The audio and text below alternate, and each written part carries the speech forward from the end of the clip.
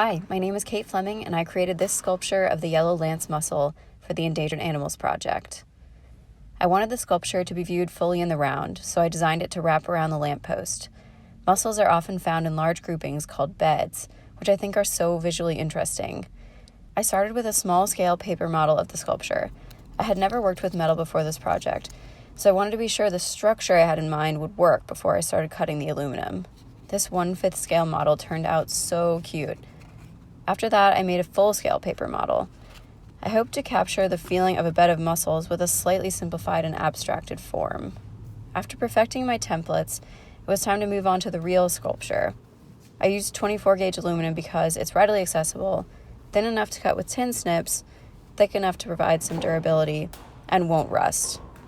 The finished sculpture contains 38 mussels in 3 different sizes. It took me several days to cut them all out, and my hands were really sore.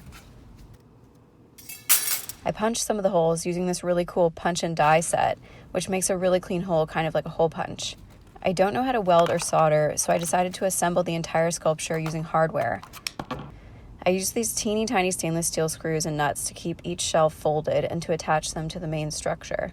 I picked the yellow lance mussel because of its beautiful, elegant form. I thought it would lend itself really well to a metal sculpture since it's already shiny. Each mussel needed a third hole in the middle of the shell so I could attach it to the main structure. My punch wouldn't reach that far, so I made these holes with an awl and a mallet.